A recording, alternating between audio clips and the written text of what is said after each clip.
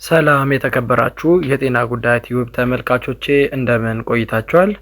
ምንጊዜም በተለያዩ የጤና ትምህርቶቼ የማቀርባቸውን ትምህርታዊ የጤና መረጃዎች የምትከታተሉ የቻናሌ ቤተሰቦች እንደከዚህ ቀደም ሁሉ ዛሬም አዲስ መረጃን ይዤላችሁ ቀርቤያለሁ ማለት ነው። ዛሬ ደግሞ የሙዝ ፍሬን አዘውትራችሁ ብትመገቡ የምታገኛቸውን 13 የምትገረሙባቸውን ጠቀሜታዎችን በሰፊው የምነግራችሁ ነው የሚሆነው ማለት ነው። እንግዲህ ውድ ተመልካቾቼ ቻናሉ የሚለቃቸውን የጤና መረጃዎች ዳግም ለማግኘት ከፈለጋችሁ ደግሞ የሰብስክራይብ እና ላይክ ምልክቷን አንድ ጊዜ ነካ ማድረጋችሁን እንደዚሁም ደግሞ ኮሜንት መጻፋችሁን እንዳትዘነጉ እላለሁኝ። እስከ ፍጻሜያችን ድረስ መልካም ቆይታ ይሁንላችሁ። ሙዝ በጣም ተወዳጅ ፍራፍሬ ሲሆን ለመመገብ ምቹ፣ ለብዙ ነገሮች የሚውልና በዓለም ዙሪያ ባሉ ብዙ የምግብ አይነቶች ውስጥ ዋና ግብዓት ሆኖ ለምግብነት የሚውል እጅግ በጣም አስፈላጊ የፍራፍሬ አይነት ነው። ሙዝ ለልብ ጤንነት የሚያሻሽሉ፣ የደም ግፊትን ለመቆጣጠር የሚረዱና የሰውን ስሜት ከፍ የሚያደርጉ ሌሎችም ጠቀሜታዎች እንዳሉትና አስፈላጊ ንጥረ ነገሮችንም እንደያዘ ይነገርለታል። እንደዚሁም ደግሞ ሙዝን መመገብ የደም ግፊትን ለመቀነስና የካንሰርን አደጋ ለመቀነስ ይረዳል። ይህም ብቻ ሳይሆን ከዚህ በኋላ የምገልጻቸው እጅግ በጣም የሚያስደንቁ ጠቀሜታዎች ያሉት ፍሬ ስለሆነ ሰዎች ቢጠቀሙትና ቢያዘወትሩት ይመከራል። ከዚህ በመቀጠል እንግዲህ ያሰናዷቸውን 5 ድንቅ የሙዝ ፍሬ ጠቀሜታዎችን ግልጽ አድርጌ የምነግራችሁ ነው የሚሆነው ማለት ነው። ለምሳሌ አንደኛ ኃይላችሁን እንድትጨምሩ ይረዳችኋል። ሙዝ ለሰውነታችሁ የኃይል ምርት ዋና ነዳጅ የሆኑት የካርቦሃይድሬት ጥሩ ምንጭ ነው። አንድ ሙዝ ሰውነት ኃይል የማምረት አስፈላጊ የሆኑትን ቫይታሚን ቢ1፣ ቢ3 እና ቢ6ን ጨምሮ ሌሎች የቢ ቫይታሚኖችንም ይዟል።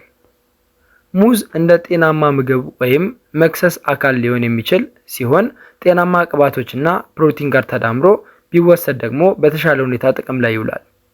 ይህ የሆነበት ምክንያት ካርቦሃይድሬትስ ከፕሮቲን ወይም ከስብ በበለጠ ፍጥነት ስለሚፈጩ ነው። ስለዚህ ብቻቸውን ሲበሉም ሆነ የደም ስኳራችሁን በፍጥነት ከፍ ሊያደርጉና በኋላም ሊቀንስ ይችላል። ሙዝን እንደ አንድ እፍኝ የአልሞንድ ፍሬ ወይም አንድ ኩባያ የግሪክ እርጎ ካሉ ጤናማ ስብ ወይም ፕሮቲን ጋር ማጣመር ሙዝ የሚያቀርበውን ኃይል ለማቆየትና የደም ስኳራችሁን መጠን የበለጠ ለማረጋጋት ይረዳቸዋል ማለት ነው። ሁለተኛው ደግሞ ጤናማ ክብደትን ለመጠበቅ ይረዳቸዋል። ሙዝ ሚዛናዊ ከሆነ ምግብ ጋር ተዳምሮ ሲበላ ረዘም ላለ ጊዜ የመጥገብ ስሜት እንዲሰማችሁ ያደርጋል።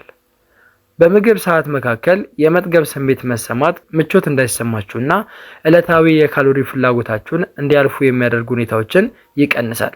ይህም ከጊዜ በኋላ ለክብደት መጨመር አስተዋጽኦ ያደርጋል።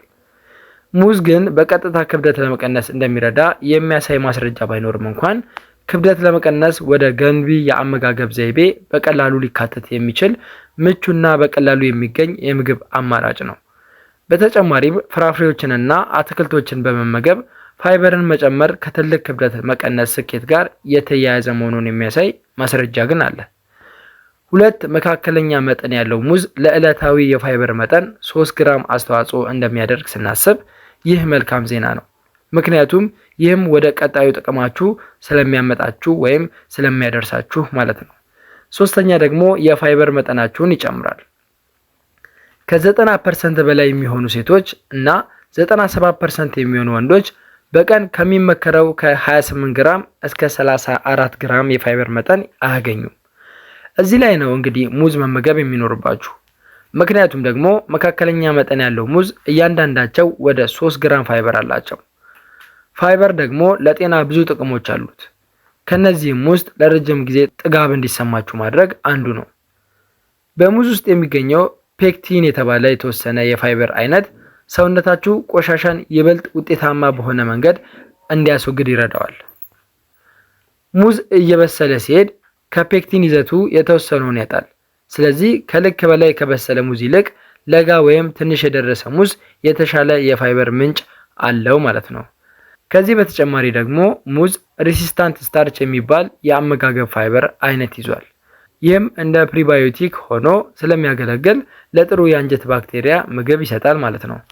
ጤናማ አንጀት አላችሁ ማለት ዝቅተኛ የሆነ የሰውነት ውስጥ መቆጣት ወይም ኢንፍላሜሽን፣ አነስተኛ የበሽታ ስጋትና የተሻለ አጠቃላይ ጤና አላችሁ ማለት ነው። አራተኛው ደግሞ የልብ ጤናችሁን ያሻሽልላችኋል። ሙዝ የፖታሲየም ጥሩ ምንጭ በመሆን የሚታወቅ ሲሆን አንድ መካከለኛ ሙዝ 422 ሚሊ ግራም ፖታሲየም ይይዛል። ይህም ከሚመከረው የቀን የፖታሲየም ፍላጎታችሁ ውስጥ ወደ 9% ገደማውን ይሸፍናል። ፖታሲየም በሁሉም የሰውነት ህብረ ህዋሳት ውስጥ የሚገኝ ሲሆን ለመደበኛ የህዋስ ተግባር እጅግ በጣም አስፈላጊ ነው። ለጤናማ ልብም እጅግ በጣም የሚመከርና አስፈላጊ ነው። የልብ በሽታ ላለባቸው ወይም አደጋ ላይ ላሉ ሰዎችም ቢሆን በተለምዶ የሚመከረው የዳሽ የአመጋገብ ስርዓት ፖታሲየምን ከፍራፍሬዎችና ከአትክልቶች እንዲያገኙ ይመክራል። ሙዝ ደግሞ ለቀን የፖታሲየም ፍላጎት አስተዋጽኦ ለማድረግ ጥሩ መንገድ ነው። በአመጋገባችሁ ውስጥ በቂ ፖታሲየም ማግኘት የደም ግፊትን ለመቀነስ ይረዳል። ከፍተኛ የደም ግፊት ሲኖር ለልብና የደም ዝውውር በሽታዎች ዋና መንስኤዎች አንዱ ስለሆነ በየቀኑ ፖታሲየም የያዙ ምግቦችን መመገብ ጤናማ የአኗኗር ዘይቤ እንዲኖራችሁ እጅግ በጣም አስፈላጊ ነው። እንደ ዕድል ሆኖ ሙዝ እንደ ስሙዚ እና በአንድ ሌሊት የተዘጋጀ ኦትስ ባሉ ምግቦች ውስጥ በቀላሉ መጨመር የምትችሉትና ይህም ደግሞ የልብ ጤናን ሊያሳድጉ የሚችሉ ሌሎች ፍራፍሬዎችንና ሙሉ እህሎችንም ሊይዝ ይችላል። ሙዝ ትክክለኛ በሆነ ጊዜ ከበላችሁ የደማችሁን የስኳር መጠን ለማስተካከል ይረዳችኋል። ይህ የሆነበት ምክንያት ደግሞ በሙዝ ውስጥ ያለው የስኳር መጠን ሙዙ በበሰለበት ሁኔታ ላይ ስለሚወሰን ነው። አረንጓዴ ወይም ያልበሰሉ ሙዞች ሰውነታችሁ ሊፈጨው በማይችለው የፋይበር አይነት በሆነው ተከላካይ ስታርች ወይም ሬዚስታንት ስታርች የበለጸጉ ናቸው። ተከላካይ ስታርች ደግሞ ግሉኮስን ወይም ስኳርን ወደ ደማችሁ የሚለቅበትን ፍጥነት በማዘግየት የደም ስኳራችሁን ለማረጋጋት ይረዳችኋል ማለት ነው። አምስተኛና የመጨረሻው ደግሞ ለከባድ በሽታ የመጋለጥ እድላችሁን በእጅጉ ይቀንስላችኋል። ስለ ሙዝ ብዙም የማይታወቅ እውነታው የሆነው በውስጣቸው የጸረ ኦክሲዳንት ባህሪ ያላቸው ውህዶች መብዛታቸው ነው። ከነዚህም መካከል በተለይ ለጣፊያ ካንሰር ወይም ፔንሲትሪክስ ካንሰር ማለት ነው እና ለሶስትዮሽ አሉታዊ የጡት ካንሰር የካንሰር መከላከያ ችሎታ ያላቸውን ጸረ ኦክሲዳንቶችን በውስጡ ታገኙበታላችሁ። ኦክሲዴቲቭ ጭንቀት ወይም ኦክሲዴቲቭ ስትረስንም ቢሆን እብጠትን ሊያስከትልና የሰውነት ህብረ ህዋሳትን ሊጎዳባችሁ ይችላል። ይህ በእድሜ እየገፋችሁ ስትሄዱ ከቀጠለ ደግሞ እንደ የልብ ህመም፣ የስኳር በሽታ፣ ካንሰርና ሌሎችንም ያሉ በሽታዎችን ዋነኛ መንስኤ ወደ መሆን ስር የሰደደ እብጠት ወይም ክሮኒክ ኢንፍላሜሽን ሊያመራችሁ ይችላል ማለት ነው። በጸረ ኦክሲዳንትስ የበለጸጉ ፍራፍሬዎችንና አትክልቶችን ለምሳሌ እንደ ሙዝ ያሉ ፍራፍሬዎችን መመገብ ደግሞ ሰውነታችሁ እብጠትን ወይም ኢንፍላሜሽንን ለመቆጣጠር የሚረዱ መሳሪያዎችን እንዲያገኝ ያግዘዋል ማለት ነው። እንግዲህ እነዚህ 5 የዘረዘርናቸው ነገሮች ማለት ነው ሙዝን በምትጠቀሙበት ጊዜ ልታገኟቸው የምትችሏቸው ጠቀሜታዎች ናቸው ማለት ነው። በመቀጠል ደግሞ ሙዝ ለሁሉም ሰው እኩል የሚመከር ነው ወይስ አይደለም የሚለውን የምነግራችሁ ነው የሚሆነው። በብሔራዊ ስኳር በሽታ የምግብ መፈጨትና የኩላሊት በሽታ ኢንስቲትዩት መሰረት ስር የሰደደ የኩላሊት በሽታ ያለባቸው ሰዎች ኩላሊቶቻቸውንና ልባቸውን ከጉዳት ለመጠበቅ በፖታሲየም የበለጸጉ ሙዝንና ሌሎች ምግቦችን መመገብ የለባቸውም። ከመጠን በላይ ሙዝ ወይም በፖታሲየም የበለጸጉ ሌሎች ምግቦችን መመገብ በሰውነት ውስጥ ከመጠን በላይ ፖታሲየም እንዲከማች ሊያደርግ ይችላል። ይህም ደግሞ ሃይፐርካልሚያ ተብሎ ይጠራል። ይህ ደግሞ የልብ ችግሮችን ጨምሮ ከባድ የጤና ችግሮችን ሊያስከትልባቸው ይችላል ማለት ነው። አብዛኛዎቹ ሰዎች ይህንን ችግር ለማስተካከል የሚያስፈልገውን ያህል ሙዝ መብላት ባይችሉም እንኳን ሊታሰብበት የሚገባ ጉዳይ ነው ማለት ነው። ስለዚህ ሙዝን ስትመገቡ በመጀመሪያ ያላችሁበትን የጤና ደረጃ ከግምት ውስጥ ማስገባት ይኖርባቸዋል ማለት ነው።